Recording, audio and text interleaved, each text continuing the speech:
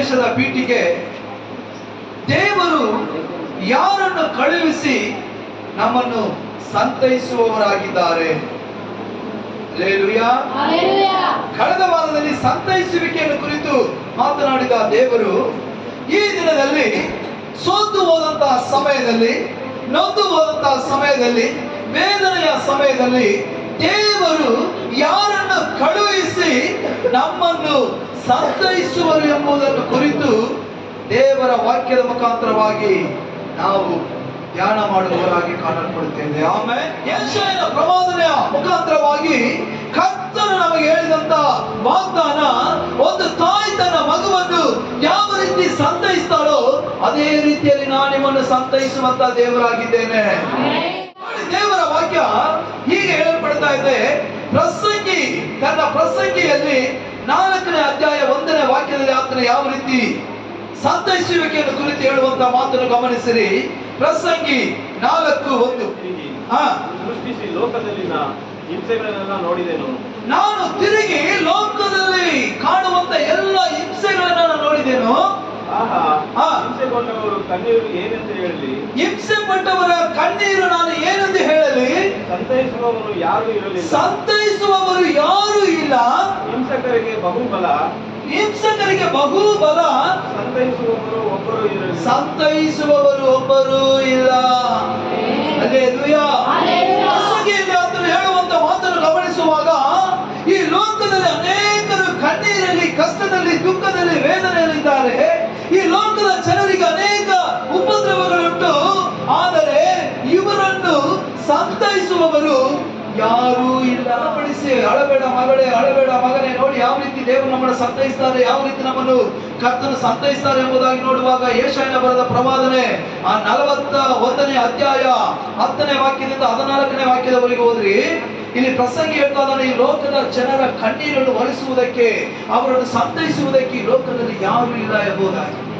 ಆದ್ರೆ ನಮ್ಮನ್ನು ಕುರಿತು ಇಲ್ಲಿ ದೇವರು ನಮ್ಮನ್ನು ಕುರಿತು ಎಷ್ಟು ಭಾರವುಳ್ಳವರಾಗಿ, ನಮ್ಮನ್ನು ಯಾವ ರೀತಿ ಸಂತೈಸುವವರಾಗಿ ದೇವರ ವಾಕ್ಯ ಹೇಳುತ್ತದೆ ನೋಡ್ರಿ. ಯೆಶಾಯನ ಪ್ರವಾದನೆ ಗ್ರಂಥ 41 10, 11, 12, 13, 14 ವಾಕ್ಯ ಹೋದ್ರಿ. ನಿನ್ನ ಮೇಲೆ ಕಿಡಿಗಾರಿದವರು ಆಶಾಭಂಗಪಟ್ಟು ಅವಮಾನ ಹೊಂದುವರು. ನಿನ್ನ ಮೇಲೆ ನೋಡಿ ದೇವರು ಹೇಳ್ತಾ ಇದ್ದಾರೆ, ದೇವರ ಮಕ್ಕಳೇ, ನಿನ್ನ ಮೇಲೆ ಕಿಡಿಕಿಡಿ ಆಗುವವರು, ಆಶಾಭಂಗಪಟ್ಟು ಅವಮಾನ ಹೊಂದುವರು. ನಿನ್ನ ಸಂಗಡ ವ್ಯಾಜ್ಯ ಮಾಡಿದವರು ನಾಶವಾಗಿ ಇಲ್ಲದೆ ಹೋಗುವರು. ನಿನ್ನೊಡನೆ ಹೋರಾಡಿದವರು ಹುಡುಕಿದರು, ಅವರು ನಿನಗೆ ಕಾಣಿಸರು. ನಿನಗೆ ವಿರೋಧವಾಗಿ ಯುದ್ಧ ಮಾಡಿದವರು ಇಲ್ಲದೆ ಹೋಗಿ ನಿರ್ನಾಮವಾಗುವರು. ಭಯಪಡಬೇಡ. ನೋಡಿ ದೇವರ ವಾಕ್ಯ ಹೇಳ್ತಾರೆ, ದೇವರ ಮಕ್ಕಳೇ, ಚೆನ್ನಾಗಿ ನೀವು ನಿಮ್ಮ ಹೃದಯದಲ್ಲಿ ಗ್ರಹಿಸಿಕೊಳ್ಳಬೇಕಾದಂತ ವಾಕ್ಯ. ದೇವರು ಇವತ್ತು ಯಾವ ರೀತಿ ನಮ್ಮನ್ನು ಸಂತೈಸ್ತಾರೆ ಎಂಬುದಾಗಿ ನೋಡುವಾಗ ನೀನು ಭಯಪಡಬೇಡ, ನಾನೇ ನಿನಗೆ ಸಹಾಯ ಮಾಡುತ್ತೇನೆ. ಆಮೆನ್. ಕರಗಳನ್ನು ತಟ್ಟಿ ದೇವರ ನಾಮವನ್ನು ನಮಗೆ ಸಹಾಯಕರು ಯಾರು ಇಲ್ಲ ಎಂಬುದಾಗಿ ಯೋಚಿಸಬೇಡ್ರಿ.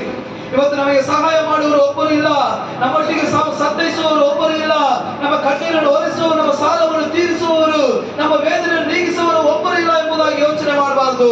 ದೇವರು ಇವತ್ತು ನಿಮಗೆ ಕೊಡುವಂತ ವಾಗ್ದಾನ ಏನ್ ಗೊತ್ತಾ? ನಾನೇ ನಿನ್ನೊಂದಿಗಿರುವಂತ ದೇವರು, ನಾನು ನಿನಗೆ ಸಹಾಯಕನು. ಓದಪ್ಪ. ನಾನೇ ನಿನಗೆ ಸಹಾಯ ಮಾಡುವೆನು ಎಂದು ನಿನಗೆ ಹೇಳುವ ನಿನ್ನ ದೇವರಾದ ಯೆಹೋವನೆಂಬ ನಾನೇ ನಿನ್ನ ಕೈ ಹಿಡಿಯುತ್ತೇನಲ್ಲ. ನಾನು ಯೆಹೋವನಾದ ದೇವರು, ನೀನು ಭಯಪಡಬೇಡ, ನಿನಗೆ ಸಹಾಯಕನೆಂಬುದಾಗಿ ಹೇಳುವಂತ ದೇವರು ನಾನೇ ನಿನ್ನ ಕೈ ಹಿಡಿಯುತ್ತೇನಲ್ಲ. Hallelujah, hallelujah, hallelujah. ನಾನೇ ನಿನ್ನ ಬಲಗೈಯನ್ನು ಹಿಡಿದಿದ್ದೇನೆ, ನೀನು ಹೆದರಬೇಡ, ನಾನೇ ನಿನಗೆ ಸಹಾಯ ಮಾಡುತ್ತೇನೆ. ಓದಿ.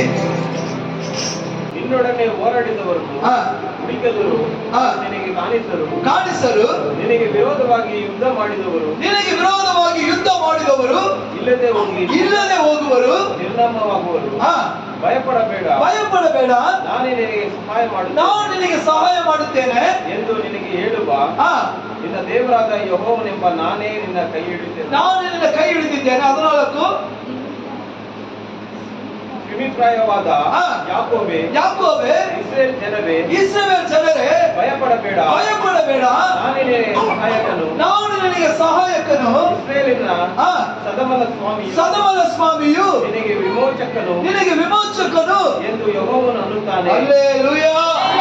ಸದಮಲ ಸ್ವಾಮಿಯಾಗಿರುವ ಯೆಹೋವನಾದ ನಾನು ನಿಮಗೆ ವಿಮೋಚಕನು, ನಿಮಗೆ ರಕ್ಷಕನು, ನಿಮ್ಮನ್ನು ಕಾಯುವವನು, ನಿಮ್ಮನ್ನು ನಡೆಸುವವನು, ನಿಮ್ಮನ್ನು ಬಲಪಡಿಸುವ ದೇವರು ನಾನೇ ಎಂಬುದಾಗಿ ಕರ್ತನಾದ ದೇವರಿಗೆ ಗೊತ್ತು. ಹಲ್ಲೆಲೂಯಾ. ಅವನು ಒತ್ತಿ ಹೇಳುವಂತ ಇಸ್ರಾಯೇಲ್ ಜನರಿಗೆ ಹೇಳುವಂತ ಮಾತು, ನೀನು ಭಯಪಡಬೇಡ, ಭಯಪಡಬೇಡ, ಭಯಪಡಬೇಡ, ನಾನು ನಿನ್ನ ಸಂಗಡ ಇದ್ದೇನೆ, ನಿನ್ನ ಕರಗಳನ್ನು ಎತ್ತಿ ನಡೆಸುವಂತ ದೇವರು ನಾನಾಗಿದ್ದೇನೆ. ಹಲ್ಲೆಲೂಯಾ. ಹಲ್ಲೆಲೂಯಾ. ಯೇಸು ಸ್ವಾಮಿ ಹೇಳುವ ಮಾತನ್ನು ಗಮನಿಸುವಾಗ ಯೋಹಾನನ ಬರೆದ ಸುವಾರ್ತೆ 14ನೇ ಅಧ್ಯಾಯ 16ನೇ ವಾಕ್ಯವನ್ನು ನಾವು ತೆಗೆದುಕೊಳ್ಳೋಣ.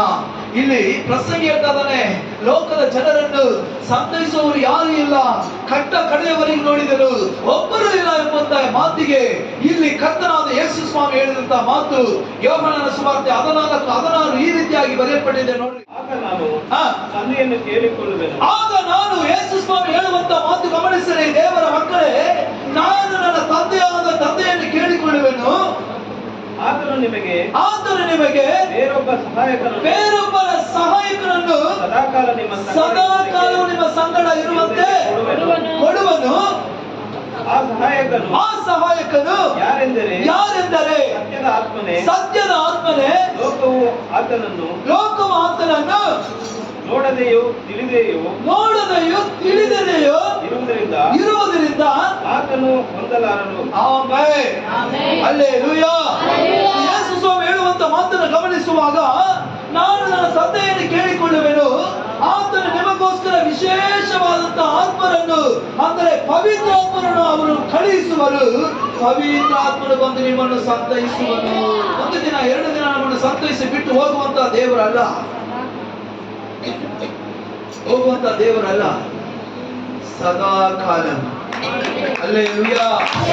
ಯಾರನ್ನ ಕೈ ಬಿಟ್ಟರು ಯೇಸು ಕೈ ಬಿಡಲಾರ, ಯಾರನ್ನ ಕೈ ಬಿಟ್ಟರು ಯೇಸು ಕೈ ಬಿಡಲಾರ, ಕೈ ಬಿಡಲಾರ, ಕೈ ಬಿಡಲಾರ, ಯೇಸು ಕೈ ಬಿಡಲಾರ, ಯೇಸು ಕೈ ಬಿಡಲಾರ, ಯಾರನ್ನ ಕೈ ಬಿಟ್ಟರು ಯೇಸು ಕೈ ಬಿಡಲಾರ, ಯಾರನ್ನ ಕೈ ಬಿಟ್ಟರು ಯೇಸು ಕೈ ಬಿಡಲಾರ. ತಾಯಿ ತಂದೆಯೋ ಆತನಲ್ಲವೇ, ತಾಯಿ ತಂದೆಯೋ ಆತನಲ್ಲವೇ, ಜೊತೆ ಇರುವ ಆತ ಜಯಿಸುವ, ಜೊತೆ ಇರುವ ಆತ ಜಯಿಸುವ, ಯಾರನ್ನ ಕೈ ಬಿಟ್ಟರು ಯೇಸು ಕೈ ಬಿಡಲಾರ, ಯಾರನ್ನ ಕೈ ಬಿಟ್ಟರು ಯೇಸು ಕೈ ಬಿಡಲಾರ. சொல்லுகிறது, ஒரு நாள் அல்ல, 2 நாள் அல்ல, ஒரு வாரம் அல்ல, ஒரு மாதம் அல்ல, ஒரு வருஷம் அல்ல, ஆண்டோட வார்த்தை சொல்கிறது, என்றைக்கும் நம்மோடு கூட இருந்து நம்மை தேற்றுகிறவர் பரிசுத்த ஆவியானவர். ಯೋಹಾನನ ಬರೆದ ಸುವಾರ್ತೆ 15ನೇ ಅಧ್ಯಾಯ, ಅದೇ 14ರಲ್ಲಿ 26ನೇ ವಾಕ್ಯ ಓದ್ರಿ. ಯೋಹಾನ 14:26. ಆದರೆ ಆ ಸಹಾಯಕನು, ಆದರೆ ಚೆನ್ನಾಗಿ ಗಮನಿಸಿ, ತಂದೆಯಾದ ದೇವರು ನಮಗೆ ಕಳಿಸಿಕೊಡುವಂತ ಆ ಸಹಾಯಕನು, ಅಂದರೆ ನನ್ನ ಹೆಸರಿನಲ್ಲಿ ತಂದೆಯು ಕಳುಹಿಸಿಕೊಡುವ ಪವಿತ್ರಾತ್ಮನೇ ನಿಮಗೆ ಎಲ್ಲವನ್ನೂ ಉಪದೇಶಿಸಿ ನಾನು ನಿಮಗೆ ಹೇಳಿದ್ದನ್ನೆಲ್ಲ ನಿಮ್ಮ ನೆನಪಿಗೆ ತರುವನು. ನೋಡಿ, ನಾನು ಕೇಳಿಕೊಂಡಾಗ ನಮಗಾಗಿ ಕಳಿಸಲ್ಪಟ್ಟಂತ ಸಂತೈಸುವಿಕೆಯ ದೇವರು, ಸಂತೈಸುವವರು ಯಾರು ಎಂಬುದಾಗಿ ನೋಡುವಾಗ ಅವರು ಪವಿತ್ರಾತ್ಮರಾಗಿಯೇ ದೇವರಿಂದ ಕಳಿಸಲ್ಪಟ್ಟು ಆತನು ನಮಗೆ ಬೇಕಾದ ಎಲ್ಲವನ್ನು ಬೋಧಿಸಿ ನಮ್ಮನ್ನು ನಡೆಸುವಂತಹ ದೇವರಾಗಿದೆ. ಪವಿತ್ರಾತ್ಮ ನಮ್ಮೊಟ್ಟಿಗಿರುವಾಗ ನಮ್ಮನ್ನು ಬೋಧಿಸಿ ನಡೆಸುವಂತಹ ದೇವರು, ನಾವು ನಡೆಯಬೇಕಾದಂತಹ ಮಾರ್ಗವನ್ನು ತೋರಿಸುವಂತಹ ದೇವರು. ನಾವು ತಪ್ಪು ಮಾರ್ಗದಲ್ಲಿ ಹೋಗುವುದೇ ಆದರೆ ದೇವರು ನಮ್ಮನ್ನು ಖಂಡಿಸಿ ಒಳ್ಳೆಯ ಮಾರ್ಗವನ್ನು ತೋರಿಸುವಂತಹ ದೇವರು. ನಾವು ಪಾಪದ ಹಾದಿಯಲ್ಲಿ ಹೋಗುವುದೇ ಆದರೆ ದೇವರು ನಾವು ಮಾಡುವಂತದ್ದು ಪಾಪ ಎಂಬುದಾಗಿ ನಮಗೆ ಅರಿವನ್ನು ಕೊಟ್ಟು ಪಾಪದಿಂದ ಹೊರಗಡೆ ತಂದು ಪಾಪದ ದಾರಿಯಲ್ಲಿ ನಡೆಯದೆ ಒಳ್ಳೆಯ ದಾರಿಯಲ್ಲಿ ನಮ್ಮನ್ನು ನಡೆಸುವಂತಹ ದೇವರು ಪವಿತ್ರಾತ್ಮರು. ನಾವು ದುಃಖದ ಸಮಯದಲ್ಲಿ, ಅಳುವಂತಹ ಸಮಯದಲ್ಲಿ, ವೇದನೆಯ ಸಮಯದಲ್ಲಿ, ಯಾರು ಇಲ್ಲ ಎಂಬುದಾಗಿ ನೆನೆಸುವಂತಹ ಸಮಯದಲ್ಲಿ ಪವಿತ್ರಾತ್ಮನ ಒಟ್ಟಿಗಿರುವುದೇ ಆದರೆ ಆತ ನಮ್ಮನ್ನು ಸಂತೈಸಿ, ಆತ ನಮ್ಮನ್ನು ಬಲಪಡಿಸಿ, ಅಳಬೇಡ ಮಗನೇ, ಅಳಬೇಡ ಮಗಳೇ, ನಾನು ನಿನ್ನ ಸಂಗಡ ಇದ್ದೇನೆ ಎಂಬುದಾಗಿ ನಮ್ಮ ಕಣ್ಣೀರನ್ನು ಒರೆಸುವಂತವರು ಪವಿತ್ರಾತ್ಮ.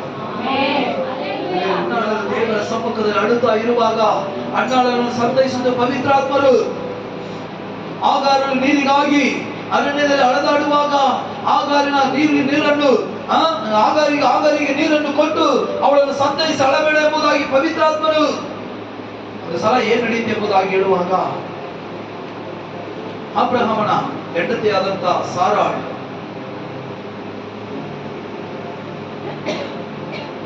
ಆಗಾರಳಿಗೆ ಸ್ವಲ್ಪ ಕಠಿಣವಾದ ಮಾತನ್ನು ಆಡುವಾಗ ಆಗಾರಳು ಏನ್ ಮಾಡುದು, ಬೇಸರಗೊಂಡು ಎಲ್ಲಾದ್ರೂ ದೂರ ದೇಶಕ್ಕೆ ಹೋಗೋಣ ಎಂಬುದಾಗಿ, ಓಡಿ ಹೋಗೋಣ ಎಂಬುದಾಗಿ ಅರಣ್ಯದಲ್ಲಿ ಓಡೋಗ್ತಾ ಇದ್ದಾಳೆ. ಯಾವಾಗ ಅಂದ್ರೆ ಆಗಾರಳು ಗರ್ಭಿಣಿಯಾಗಿದ್ದಾಗ, ಆಗಾರಳಿಗೆ ನೀರು ಕೊಟ್ಟಿದ್ದು ಯಾವಾಗ, ಮಗು ಹುಟ್ಟಿದ ಮೇಲೆ, ಇಸ್ಮಾಯೇಲ್ ಹುಟ್ಟಿದ ಮೇಲೆ. ಅದಕ್ಕೆ ಮುಂಚಿತವಾಗಿ ಇದೇ ಸಂದರ್ಭದಲ್ಲಿ ಅರಣ್ಯದಲ್ಲಿ ಒಂದು ಸ್ಟೋರಿ ನಡೀತಾ ಇದೆ. ಈ ಸಾರಾಳನ ಹಿಂಸೆಯನ್ನು ತಡೆದುಕೊಳ್ಳಲಾಗದೆ ಏನ್ ಮಾಡ್ತಾ ಇದ್ದಾಳೆ, ಅರಣ್ಯದಲ್ಲಿ ಎಲ್ಲಾದ್ರೂ ದೂರದೇಶಕ್ಕೆ ಹೋಗೋಣ ಎಂಬುದಾಗಿ ಓಡು ಹೋಗುವ ಸಮಯದಲ್ಲಿ, ಸರಿಯಾದ ಸಮಯದಲ್ಲಿ ದೇವರು ಪವಿತ್ರಾತ್ಮರು ಆಗಾರಳ ಜೊತೆಯಲ್ಲಿ ಮಾತಾಡ್ತಾ ಇದ್ದಾಳೆ. ಆಗಾರಳೆ, ಎಲ್ಲಿ ಹೋಗ್ತಾ ಇದೀಯಾ? ಒಂದು ಶಬ್ದ ಕೇಳ್ತಾ ಇದೆ ಆಗಾರಳಿಗೆ. ಆಕೆ ಗರ್ಭಿಣಿಯಾಗಿದ್ದಾಳೆ, ಇಸ್ಮಾಯೇಲ್ ತನ್ನ ಹೊಟ್ಟೆಯಲ್ಲಿ ಇದ್ದಾನೆ. ಆಕೆ ತನ್ನ ಜೀವವನ್ನು ಅಥವಾ ಎಲ್ಲಾದ್ರೂ ದೂರ ದೇಶಕ್ಕೆ ಓಡಿ ಹೋಗೋಣ, ಇವರ ಸಮೀಪ ವಿರೋಧ ಬೇಡ ಎಂಬುದಾಗಿ ಎಲ್ಲೋ ದೂರ ದೇಶಕ್ಕೆ ಹೋಗೋಣ ಎಂಬುದಾಗಿ ಅರಣ್ಯದಲ್ಲಿ ನಡೆಯುವಾಗ ಒಂದು ಶಬ್ದ ಕೇಳಿಸ್ತದೆ, ಆಗಾರಳೆ ಎಲ್ಲಿ ಹೋಗ್ತಾ ಇದೀಯಾ? ಆಗಾರ ಹೇಳ್ತಾ ಇದ್ದಾರೆ, ನನ್ನಿಂದ ಆಗುತ್ತಿಲ್ಲ ದೇವರೇ, ಸಾರಾಳ ಹಿಂಸೆ ನನ್ನ ಕೈಯಲ್ಲಿ ತಡ್ಕೊಳಕ್ ಆಗ್ತಾ ಇಲ್ಲ, ಎಲ್ಲಾದ್ರೂ ದೂರ ದೇಶಕ್ಕೆ ಹೋಗೋಣ ಎಂಬುದಾಗಿ ನಾನು ಹೊರಟು ಹೋಗ್ತಾ ಇದ್ದೇನೆ ಎಂಬುದಾಗಿ ಆಗಾರಳು ಹೇಳುವಾಗ ದೇವರು ಹೇಳ್ತಾ ಇದ್ದಾರೆ, ನೀನು ಮತ್ತೆ ಅಬ್ರಹಾಮನ ಮನೆಗೂ, ನೀನು ಮತ್ತೆ ಅಬ್ರಹಾಮನ ಮನೆಗೆ ಹಿಂದಿರುಗು, ಸಾರಾಳ ಕೈ ಕೆಳಗೆ ಅಡಕವಾಗಿರು, ನಾನು ನಿನ್ನ ಸಂತತಿಯನ್ನು ಹೆಚ್ಚಿಸಿ ನಿನ್ನ ಸಂತತಿಯನ್ನು ಆಶೀರ್ವದಿಸುವೆ. ಪವಿತ್ರಾತ್ಮನ ನಮ್ಮನ್ನು ಸಂತೈಸುವಂತಹ ದೇವರು, ಆತನು ನಮ್ಮ ಸಂಗಡ ಇರುವಾಗ ಯಾವುದನ್ನು ಕುರಿತು ಚಿಂತಿಸಬೇಡಿ, ಕರ್ತನು ಸಕಲವನ್ನು ಜಯಿಸಲು ದೇವರು ಶಕ್ತ.